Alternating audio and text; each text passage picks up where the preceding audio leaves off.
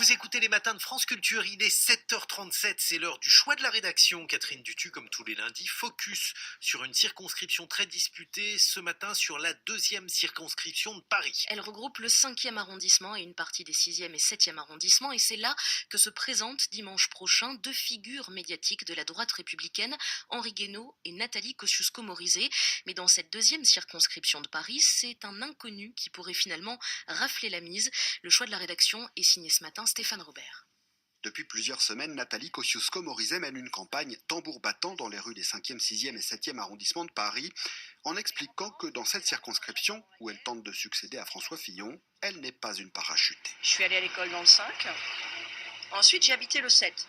Mes enfants sont allés à l'école dans le 6. Ils sont encore aujourd'hui. Nathalie Kosciusko-Morizet qui a vu face à elle s'additionner les candidatures dissidentes à droite.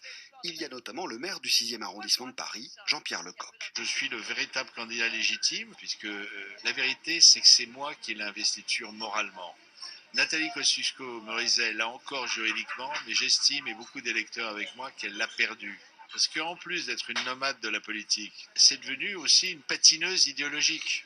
Le matin avec les LR, l'après-midi avec En Marche, elle ne sait plus où elle habite doctrinalement. Lui, affirme NKM, c'est un poisson pilote envoyé pour lui nuire par sa grande ennemie, la maire du 7e, Rachida Dati. Et puis, il y a également Henri Guénaud, l'ancien conseiller de Nicolas Sarkozy, qui lui aussi vient là pour affronter la patineuse Nathalie Kosciusko-Morizet. Moi, je viens ici pour que nous tranchions les contradictions de notre ligne politique. Moi, je ne suis pas l'adversaire de Nathalie Kosciusko-Morizet, je suis en désaccord avec sa ligne politique. Donc il faut qu'elle soit tranchée, de même que je suis en désaccord avec le projet politique de M. Macron pour ce qu'on arrive à en deviner, puisque on ne sait toujours pas vers quoi il marche. C'est quand même la première fois qu'on ne sait pas avec une étiquette LR si celui qui la porte sera dans la majorité ou dans l'opposition. J'entendais hier un de mes collègues expliquer qu'il serait dans l'opposition constructive, mais qu'il pouvait voter la confiance au gouvernement. Si vous votez la confiance au gouvernement, vous êtes dans la majorité. Cette multiplication des candidatures dissidentes à droite, NKM regarde ça d'un œil un peu inquiet, en la qualifiant de machine à perdre. Ceux-là, sont ceux de cette vieille droite parisienne, des barons qui ont un certain talent pour défendre leur propre situation et pour le reste ont participé à beaucoup de défaites collectives. Mais le plus gênant pour elle, c'est qu'elle doit affronter un candidat En Marche, Gilles Legendre, investi par Emmanuel Macron et qui se sent pousser des ailes. Ce qui se passe depuis l'élection du président de la République, c'est un mouvement pro-Macron que nous constatons d'ailleurs dans toute la France, mais qui est particulièrement fort dans notre circonscription. C'est-à-dire qu'il y a beaucoup d'électeurs de gauche, socialistes, et beaucoup, et peut-être encore plus, d'électeurs fillonistes, notamment dans les terres fillonistes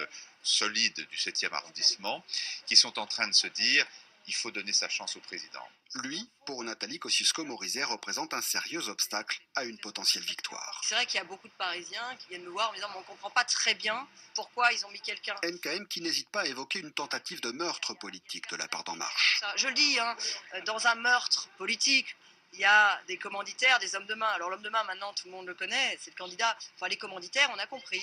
C'est Richard Ferrand, dont on parle beaucoup dans les journaux en ce moment, et c'est Benjamin Griveaux. Benjamin Griveaux, parce qu'il voudrait représenter le mouvement En Marche à Paris.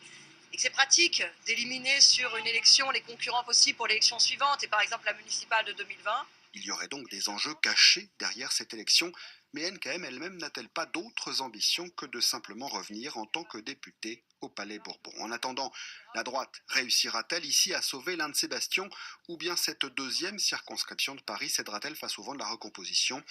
On devrait avoir un premier élément de réponse le 11 juin, dans moins d'une semaine. Et parmi les autres candidats de cette deuxième circonscription de Paris, Anne-Françoise Prunière pour la France Insoumise, Lorraine Questiaux pour le Parti communiste, Marine Rosset pour le Parti socialiste, Gilles Seignant d'Europe Écologie Les Verts, Jean-Édouard Bruni pour Debout la France. La liste complète des candidats est à retrouver sur franceculture.fr, tout comme le choix de la rédaction signé ce matin Stéphane Robert.